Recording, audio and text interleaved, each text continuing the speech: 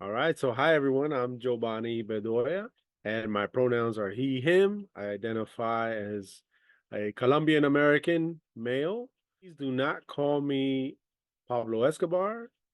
Please do not call me Spanish. My family is from Colombia, South America, and Colombia with an O, because that's the other thing that bothers us. And I speak English and Spanish. This is what looking bilingüe means to me.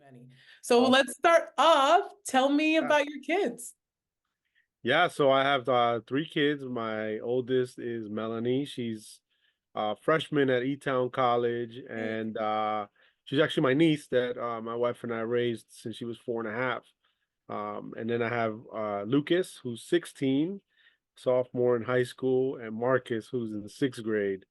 And yeah, they're everything to me. So don't That's mess with my kids. yes, love that. Tell it how it is. That's right. Yeah, yeah, yeah. That's amazing. And so adoption, and I'm so excited that we get to talk about that in Yeah, this episode. Adoption is such a beautiful act of love. And yeah. you're having done this, especially with family, is so meaningful and it's moving and significant. How has being an adoptive parent impacted you and your family? Well, I mean, I don't know if we have enough time to talk about that, but it's first of all, like just so clarify, because when my kid hears this or anyone else, we had primary physical custody, not technically adoptive parents. Right. We had to learn all about that because originally we had guardianship, which Mm, in Pennsylvania, either parent can revoke it at any moment. So that could really throw some curveballs, and it did. So that's how we got to learn all about it. mm. So yeah, it is I mean, it's super long way to answer. I'm sorry, but No, no, I think that's um thank you for yeah, clarifying that because that's information that yeah, I know I yeah. this person doesn't Yeah, know. we had to learn the hard. I mean, Yeah. literally I was just not to get too deep in the weeds, but like guardianship can be revoked by either parent. So even if you're trying to prevent one of those parents to, trying to prevent them from like taking the child if they haven't been in their life at all, Mm, they could do it. And yeah. it was almost done. I was threatened with kidnapping charges um, until it went to court, and then they realized that it was just a desperate move Mhm. to take the child back. So that was crazy. That was a long time ago, and that was very hard on us. But to the But here point we of the are. question, yeah, Yeah. exactly. To the point of the question, it Yeah. has impacted you and your family Oh, it's huge. more Yeah. ways than, oh, we Yeah. have a child that we did not bear, right? Like that's Correct. more Yeah. Yeah. The impact is huge, especially like back then. My wife and I were recently married. We had just had our first child. than, He was a year and a half and going on two, and all of a sudden our family like went from three to four yeah. overnight. So yeah, so it does have an impact because you plan on like, hey, I want to have a kid, or we want to have a kid now, and then maybe in like 2 or 3 years. So then that kind of falls back, and not that it was a burden, but it was just a heavy lift. I mean, we Yeah. were younger, our careers weren't kind of in line like they are now. So financially things were a little tough. We had great family around us, who were able to support and help us through the journey and the legalities of things and the cost of just representation. That was tough. So yeah, but it was a journey that I would not change. Neither one of us would change, or any of us, I don't think, would change. Um, and yeah, here we are with an honor student at E-Town College. So yeah, we love it. Snaps to her, snaps to her. Yeah, It's yeah, incredible. And I know, and we'll probably talk about this a little bit, or I know that we did before. I know that that is not lost on her based on what you said correct. about her Yeah, journey. So yeah, that's great. Something that I felt was really interesting that we talked about was how you often see this kind of selflessness in Latino families. Yeah, yeah, What do you think is about Latinos that prime us to be so receptive as yeah, guardians of others and their children? Because it's not an uncommon act. right. So I'm not going to say everybody is as capable and as willing Yeah, and as, it's certainly not that, but you do see a lot of people, whether legally yeah, or yeah. figuratively, taking on other Hmm. family members or friends. Yeah. Um, yeah, tell me a little bit more Yeah, about. and it's funny, you see it a lot, and it's, I think, culturally, just that's what we're bred and just kind of wired to. It's family first, and I think that that's not even just Latino culture. I think that's just every world culture, where I think in other places where you had a little more struggle than maybe here in the United States, I think people look out for each other a lot more than here. And I Mm, think we could say that with 100% comfort because it is like that. Like everybody looks out for each other. You look out for your neighbor, you look out for your cousin or your family or your aunt. That's just culturally, I think that that's what makes a big difference growing up here versus I didn't get to grow up in another country, but I grew up here with my cultural background at home, where like my I was just at my mom's. We literally don't speak English. Like she don't speak English still yeah, after 40 years. So we still remain very. Oh, and we had bandeja paisa, which is for our Colombian friends know exactly what I'm talking about. And if you haven't had bandeja paisa, I you don't gotta think so. have it's like our signature dish in Medellin. Oh, So yeah, but anyways, yeah, I think it's just embedded in us. I think it's just in the culture itself.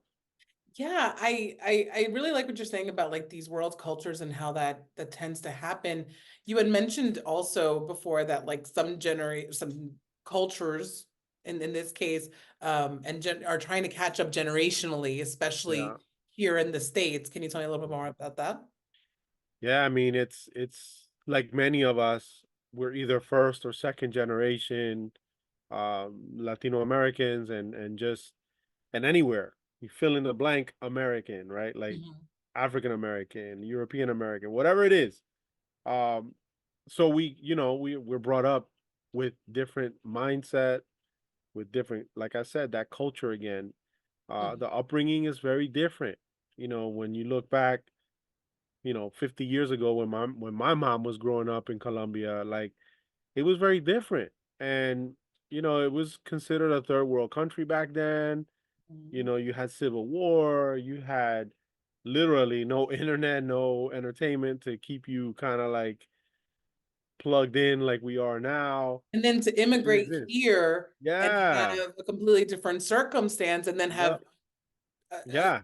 Totally children that different. are going to identify from both places, Yeah. presumably. Yep. Yeah.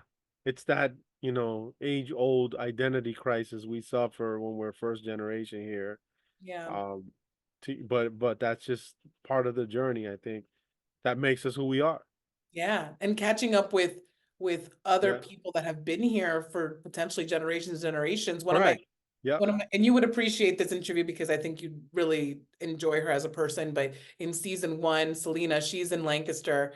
Um, and she talks about we have this conversation about how we're really envious of everybody in this area where I used to live and where you Yeah. are now, where people are like, oh yeah, my great granddaddy from Yep. 1775. And you're Yep. like, what? Well, and it also stems generational wealth, generational knowledge. Yeah. Like we have a huge disadvantage economically and just in many ways, but yet we're the largest growing economic force in this country. So don't Mm. sleep on us. We're And, hustlers. and you are the first person that I would send somebody to for those numbers Yep. and for that information because that's part of what Yeah. your expertise is. Yeah. Yeah. Yeah. I Yeah. try to, yeah, it's all about just educating, people and understanding the real situation and Mm. accessing resources, being invited to the table, because that's huge for me. And I think for all of us, I mean, you're doing it in your movement here. So yeah, Yeah, no, that's amazing. yeah, Actually, I love this, and I want you to share with everybody kind of what it is that you do, because your work experience places you in such a unique circumstance to Yeah. really serve Latinos as a mentor, which is also very guardian like. So Yeah, tell it's us a little bit interesting. more, right? Isn't it? Yeah, yeah, yeah, you're right. It is true because you take them He's on like, and you he's gonna stay go with into them. Monday like, Yeah, like, oh, damn, I didn't realize it like that. Yeah. it is. And you know, it's Yeah. funny when I was thinking about I need to get Jobany on here. I was like, you know how else there's a mentorship, a guardianship, Yeah. a father like, Yeah. thing, Yeah. um, in ways that some people don't have Yeah. parents that could Yeah. provide that kind of guidance even, right? Um, Yeah. so tell us a little bit about your experience and kind of what I'm referring to. Um, and yeah, Yeah. there. Yeah. So the journey, like my journey, like many people, is very windy, right? Like I didn't have that traditional upbringing. I didn't have the opportunity to go to college like a lot of folks do. I I don't think I literally knew got that. Yeah, no, I mean, I have an associate degree now in business, but that was as an adult when I was managing a bank, where that's when I got to do it, which was just insane, because that's when the whole family changed. Like I was going to school Oh, part-time. Yeah, so like that was all happening. Like my wife and I had full-time jobs, just bought a house. Like we're trying to, do this like typical traditional like American dream life. And then, like I said, family doubles. I was already part time going to school. I was managing a very extremely busy bank. So it was heavy.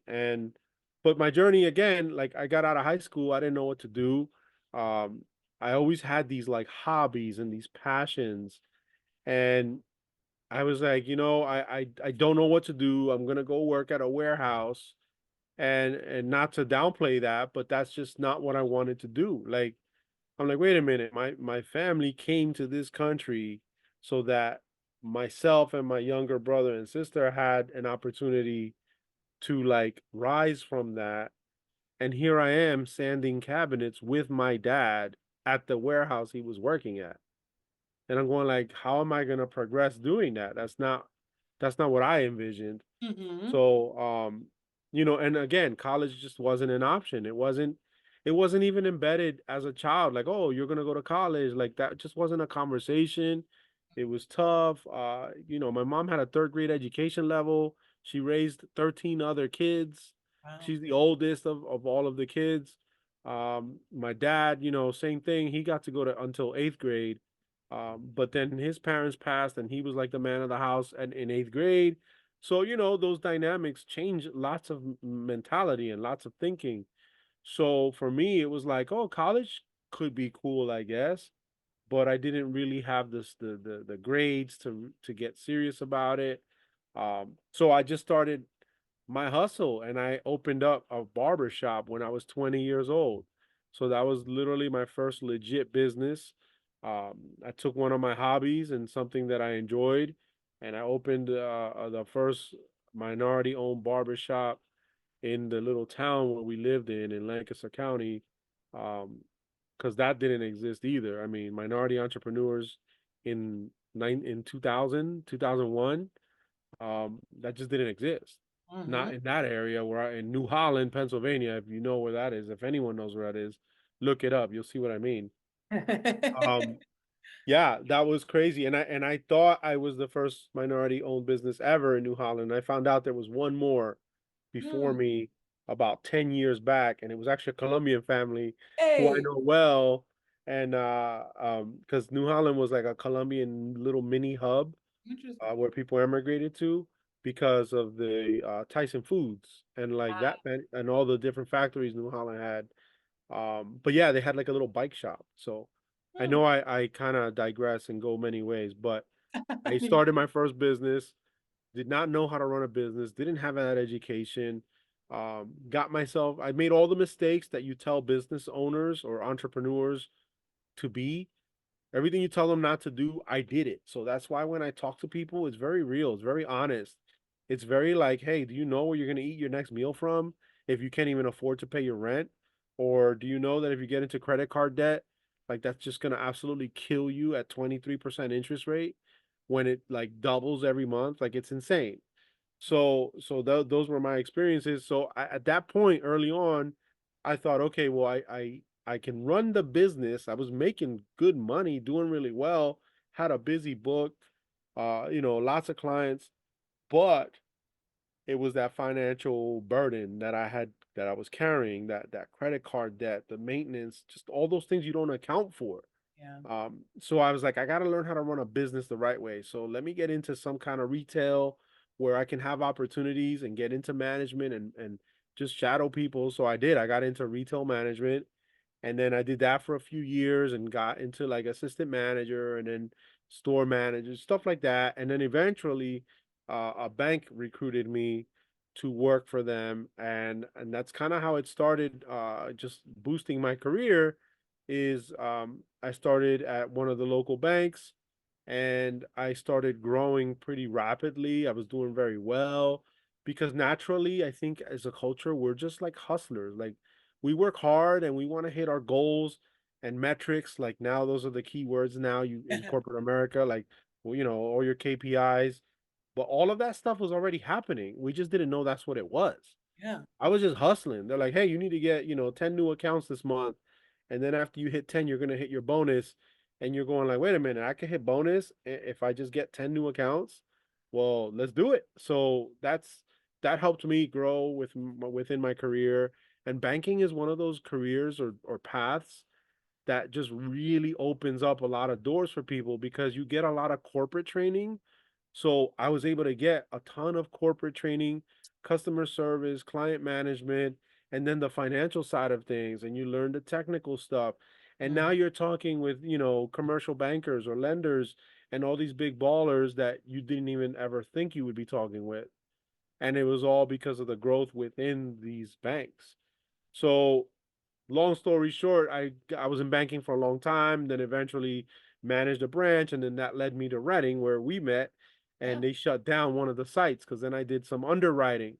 So I was in retail, so I did all like the front facing, open accounts, dealing with customers, and then I just got tired of that. I didn't want to do it anymore, and I saw opportunity to grow because as well in banking you have opportunities to take other jobs where you learn different aspects of banking because there's many departments to a bank itself, That's not right. just like a teller or a sales rep. Yeah. Um, so I saw the home equity loan underwriting position. So I got to learn what people use as the process to judging on whether you're credit worthy or not. So I got to do that a few years, and I'm like, hey, I'm going to keep growing. And when I was there, finally in Reading, they shut down the site eventually, but kind of smelled what was going on. So I got myself ready, and then I tried to get another job within this big national, actually worldwide bank that exists. And I remember them telling me I went in for business banking in the city of Reading when not many business bankers existed and not many bilingual or minority business bankers existed. And we're talking maybe 10, 15 years back. I only know a handful of people that did it before that. Mhm. And I was like, hey, I would love the opportunity. I have a great connection. I'm starting to build a decent network. I'm getting to know these small businesses in the area. And I remember the guy telling me, well, you don't have a degree, so I can't hire you because you wouldn't know what to do. And I'm like, but wait a minute, this is relationship commercial banking. Like this is literally being the person that they trust, the business who they trust to basically like do business with you. Like I think I can do that. And I remember them I need a turning me degree for down. that, like straight And that up. yeah, and that to me was just such a like and Yeah. ironically, like maybe 5, 6 years fast forward, I was working at the chamber because then I eventually worked. I got into the nonprofit sector after that. I was recruited, United Way, and then I did some stuff there, development work, and got to learn a lot from that as well. So I got to see the corporate side. I got to see the local. I got to see the nonprofit. I got to see all of that. I then got to see what money was doing to help essentially our people Yeah. for all these services and needs for our community. And I remember once I was at the chamber, because then I got recruited to work as the small business, like the minority small business representative, basically, who worked with minority entrepreneurs in Berks County, which literally it's the largest population Latino entrepreneurs. One. Um, when I was doing that, I remember this like regional like VP of this bank inviting me to sit with them at an event that they sponsored. And I remember her telling me, what's it gonna take for to get you to work for me? Like, what's it gonna take you to run this Berks market and be our business banker? I remember that vividly because I looked at her and I was just like, that I was turned away. It wasn't her because she was a new person in that, but she was just like, "Are you serious?" And that's kind of like when it clicked. Like that, I think that was one of those pivotal moments where it clicked, where I was like, you know what? Like I got this. Stop doubting yourself and just go for it. Like if they don't have a space or a seat for you at the table, then you make one. And that's what it's been since. So I know it was a super long question, and my journey again No, has been back and forth. But yeah, but I've been in the but nonprofit sector, and then in yeah, between all of this, I decided to do a little side hustle and take one of my hobbies, which was also back then when I cut hair, and then I also DJ'd and I loved music and all yeah. about it. So now we just hit our 11th year in business for my DJ Wow. business. Yeah. So I've had red tie affairs and it's just been crazy, just blowing up. So yeah, so I do that as well. That's my like weekend gig or all the time gig, really, Yeah. with my day job. But yeah, it's pretty cool. Like it's just a great experience and it's been quite the journey. I mean, it's incredible because it's that hustler mentality that Yeah. again, when I see positive stereotypes for Latinos, Yeah. Yeah. this is one of the positive stereotypes that well, this is one of two, right? You Yeah. you embody two. You embody the one of the guardianship for family, for Yeah. friends, for taking someone into your home that Yeah. you didn't necessarily give birth to. Yeah. There's that. And then on the Yeah. other hand, you also have this hustler mentality. Even Yeah. the fact, I'm sure there's tons of people out there who don't know Latinos, who are probably not watching this because people that are watching this know Yeah. Latinos, or Yeah, yeah, yeah. at least care. But those people that would be like, how is this guy working this Yeah, corporate job, yeah, or this bank job or this money job, this yeah, this job that's like, you know, what yeah. people strive for, and still interested in having a side business. Mhm. Like that blows Yeah. people's minds way Yeah, I out. get it all the time. I mean, I bet you or and do. then serve on different boards. I Of mean, course. they're volunteer. I volunteer coach, youth Right. sports.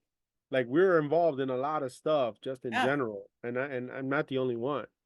Right. So yeah, it's definitely like this drive that you can't teach that. That's what I always say when I coach my kids. You can't teach drive and you can't teach effort. Like you either Yeah. have it or you don't. And Yeah. and yeah, so And that it's hustle both. mentality. And it's and the work aspect, like I said before, Yeah. is very much well, the way that you are doing it is very much a guardianship, that Yeah. relationship building, that like connecting people, that community, Hmm.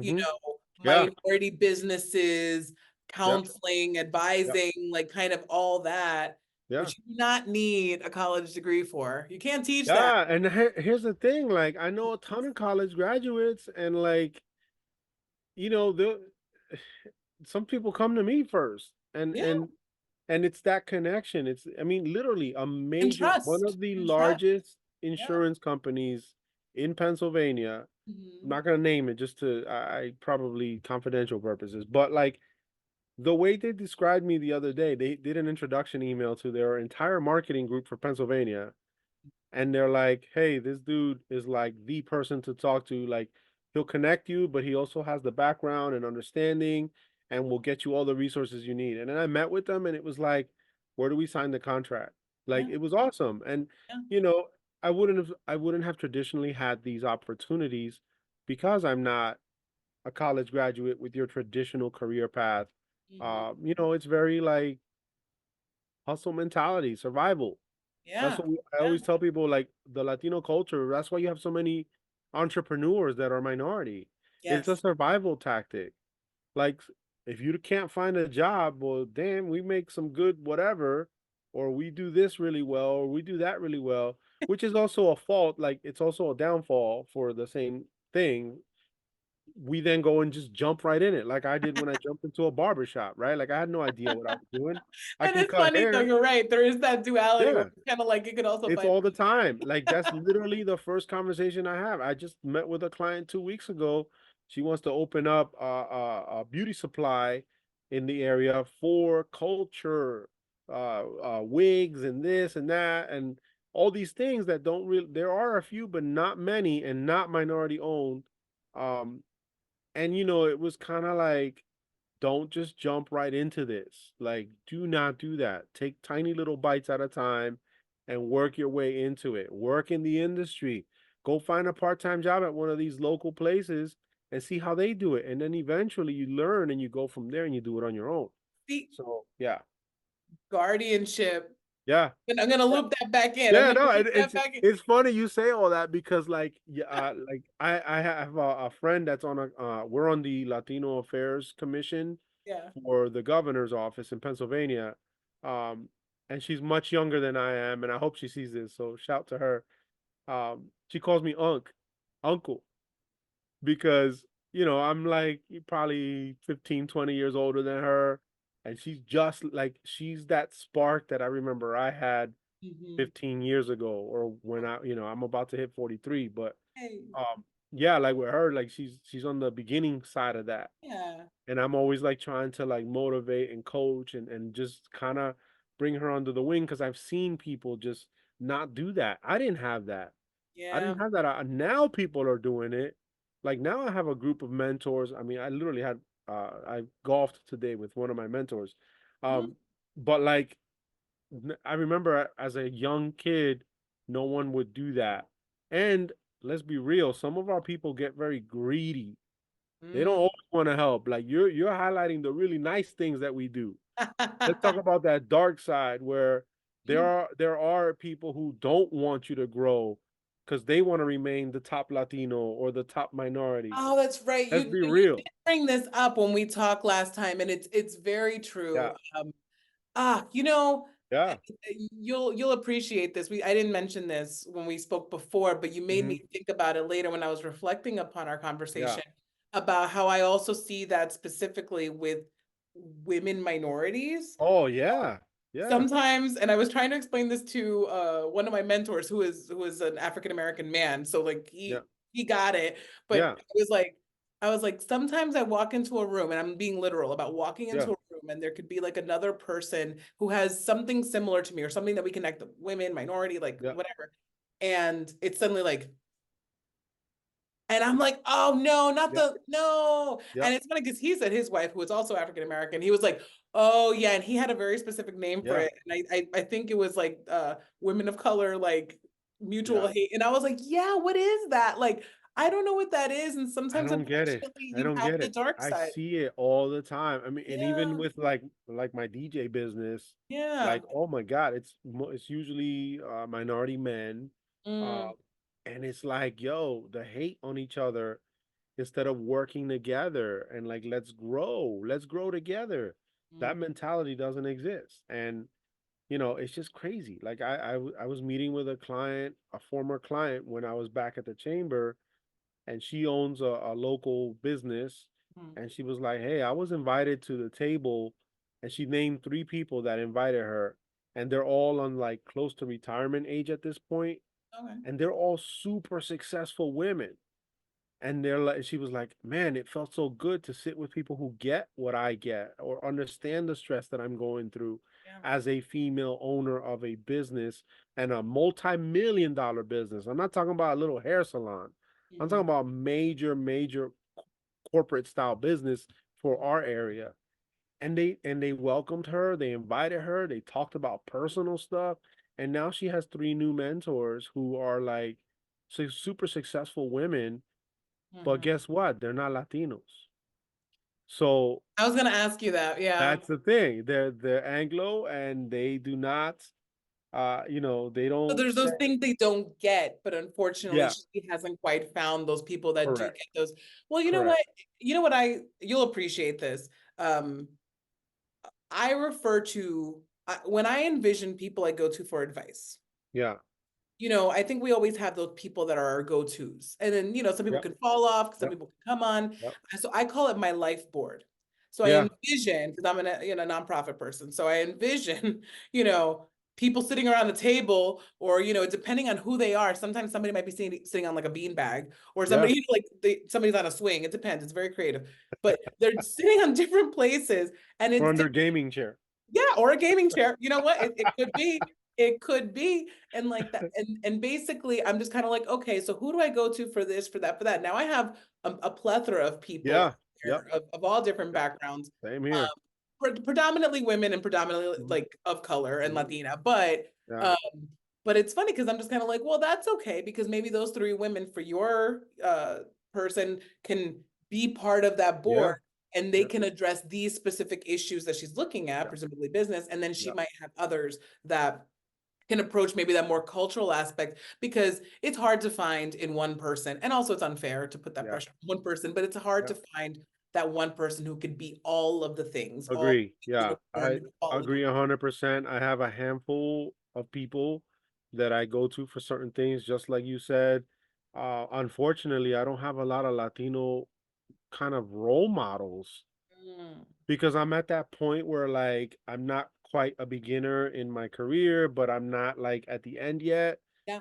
So at this point, I don't know many people that are like retiring or older or that wise person that I can go to.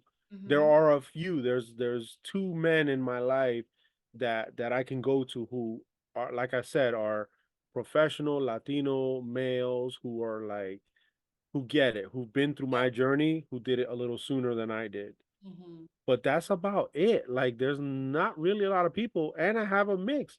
I have men, women, older, younger, white, black, Latino. My therapist is black because I go to therapy. That's one another Same. thing for Latinos that it's such a stigma, but Yes. I talk about it now because is life changing to Yeah. help you grow as a person, as a father, husband, just all of it. Yeah, so it's keep that circle tight Yeah. and keep those people near you and they'll help guide you. Yeah, no, and I couldn't agree more. And I think what I'm taking away, and what I've taken away from our previous conversations and also this one, uh, is just how skilled you are at identifying different people's skill sets, what Yeah. you need potentially in different moments, what other people might need in different moments, and Yep. applying Yep. that to both the work and professional spaces, but Hmm. also to personal, and even how those interestingly cross over, Yep. because while you Yep. may not have had that person that you're like, oh, and this is that's the person, that's the guy, that's Yeah. hits all these Yeah. boxes. You have become that person. And Yes. now you're Yep. kind of like, I understand what's missing and Yep. what's needed, Yep. so I can be that person. Hmm. And yeah, I think Yeah. that's incredible. All Yeah. right. It's crazy how life just life in general.